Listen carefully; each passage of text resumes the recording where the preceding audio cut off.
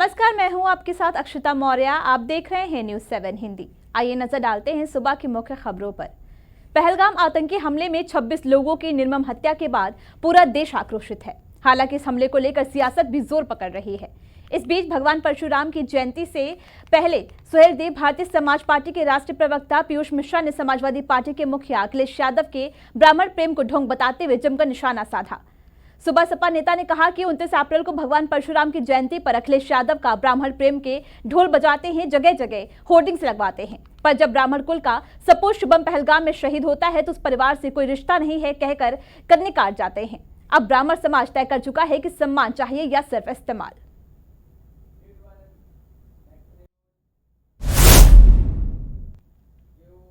बाराबंकी के हैदरगढ़ में पूर्वांचल एक्सप्रेसवे की सर्विस लेन पर बड़ा हादसा हुआ। दाऊदपुर के पास एक टाटा टियोगा कार अनियंत्रित होकर गड्ढे में पलट गई।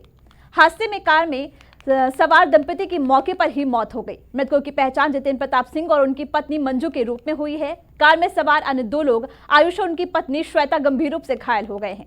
घायलों को इलाज के लिए सीएससी हैदरगढ़ भेजा गया है। जानकारी के अनुसार सभी लोग भेल जनपद अमेठी के निवासी हैं। वे किसी काम से लखनऊ जा रहे थे। हादसा तब हुआ जब कार पूर्वांचल एक्सप्रेसवे की सर्विस लेन पर तेज रफ्तार से जा रही थी।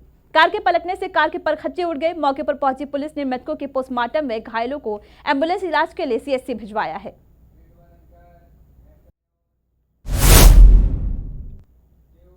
महोबा में मांगलिक कार्यक्रम के दौरान सामूहिक भोज के बाद 50 से ज्यादा लोग उल्टी दस्त का शिकार हो गए। एक साथ 50 से ज्यादा लोग के फूड पॉइजनिंग का शिकार होने पर ग्रामीणों में हड़कंप मच गया।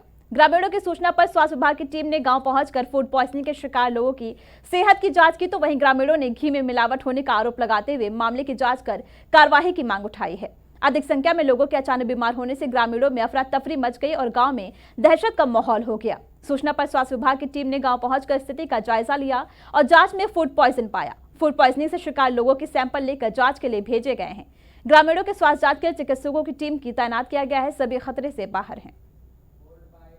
मिली थी कि रात कुछ नहीं देवेंद्र यादव जी के यहाँ बेटे की शादी बची तो उसके खाना चल रहा था। उसके खाना खाने के बाद जो कुछ लोगों को 10 शिकायत है। उसमें कुछ लोगों को उल्टी भी हुई है।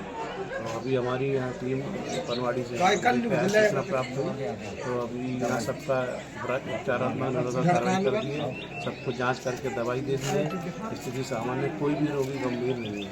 अभी हम लोगों ने जो है 53 जो है उल्टी दस्त के लोगों को दवा दे दी है। सब सामान्य, कोई भी स्थिति कंट्रोल में है। कोई भी व्यक्ति को मिली थी। पहलगाम हमले में मारे गए कानपुर के लाल शुभम द्विवेदी के आसपास पर पूर्व डिप्टी सीएम व राज्यसभा सांसद दिनेश शर्मा ने पीड़ित परिवार से मुलाकात कर उन्हें सांत्वना दी एवं सरकार की तरफ से जो भी प्रत्येक कदम पर उनका साथ उठाने की भी भरोसा जताया है। और अच्छी मुलाकात के बाद मीडिया से मुलाकात होने के बाद बताया कि मोदी सरकार द्वारा आतंकवाद के विरोध में कड़े कदम उठाए जा रहे हैं, जिसके तहत 2 युद्धों के बाद भी कभी जल समझौता नहीं तोड़ा गया था, परंतु पहलगाम हमले के बाद जल समझौते को निस्तकार पाकिस्तान की कमर तोड़ने का काम मोदी सरकार ने किया है। आगे बात बताया जो भी जरूरी सहायता होगी वो भाजपा सरकार पीड़ित परिवार की जाएगी। ये भी कहा कि पाकिस्तान को पाने के लिए तरस कर प्यासा मरने का काम वर्तमान सरकार का आतंकवाद के प्रति उठाया गया सबसे बड़ा कठिन कदम है।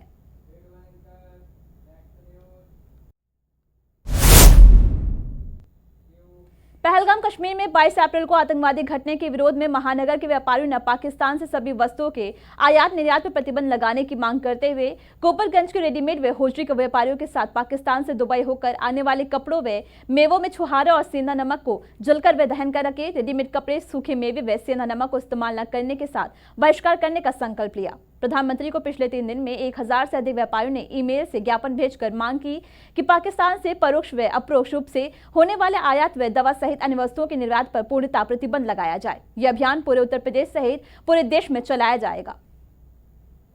पाकिस्तान के खिलाफ पूरे देश में गुस्सा है, आक्रोश है। 22 अप्रैल को जिस तरह से हमारे देश के 26 पर्यटकों की आतंकवादियों ने हत्या कर दी, जो पाकिस्तान से ही आतंकवाद पनप रहा है, वहीं से प्रश्रय दिया जा रहा है। उसी के शय पर जो घटना हुई कानपुर के हमारे शुभम द्विवेदी सहित 26 लोगों की हत्या कर दी गई, उसके विरोध में पूरा भारत आक्रोशित है। आपको सबको मालूम है कि पुलवामा के समय पाकिस्तान से आयात निर्यात दोनों कम हुआ था, बंद हुआ था। 200% की को ड्यूटी लगा दी गई थी। तो निर्यात हिंदुस्तान से आज भी हो रहा है, दवाएं जा रही हैं, सब कुछ बहुत कुछ जा रहा है। आयात जरूर कम है, वाया दुबई हो रहा है, वाया दुबई कपड़े आ रहे हैं और सेंधा नमक आ रहा है, कुआरा आ रहा है।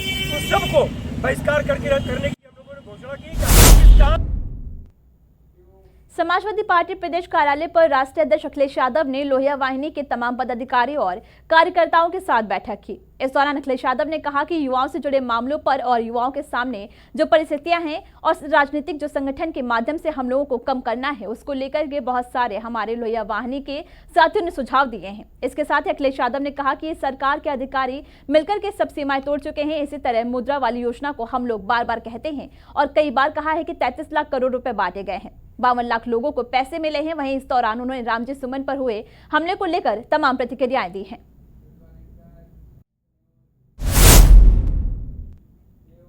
विधायक पल्लवी पटेल ने वाराणसी मामले को लेकर प्रेस कॉन्फ्रेंस का आयोजन किया। इस दौरान उन्होंने वाराणसी में दिन दहाड़े एक छात्र को उसी के स्कूल में दिन दहाड़े गोली मारकर हत्या के मुद्दे को लेकर बातचीत की। साथ ही उन्होंने कहा कि 22 अप्रैल को घटना हुई थी, आज 28 अप्रैल है, अभी तक उस मामले में पुलिस ने कोई कार्रवाई नहीं की है।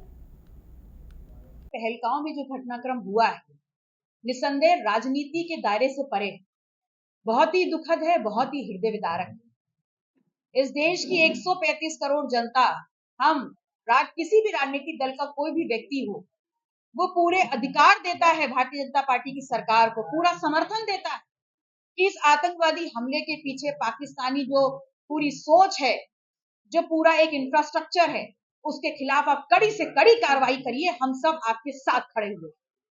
लेकिन भारतीय जनता पार्टी जो हिंदुत्व की राजनीति करती है, जो हिंदू धर्म की राजनीति करती है, उसको इस बात को भी ध्यान में रखना चाहिए कि हिंदू धर्म के ही जो सर्वोच्च गुरु हैं शंकराचार्य, वो ये भी कह रहे हैं कि अगर भारतीय जनता पार्टी की सरकार पाकिस्तान के खिलाफ आर पार की लड़ाई में नहीं उतरती है, हमले की लड़ाई में नहीं उतरती है, तो इस बात को भी मान लेना चाहिए कि इस हमले के पीछे भारतीय जनता पार्टी के लोग भी शामिल हैं। पहलगांव में जो घटनाक्रम हुआ है निसंदेह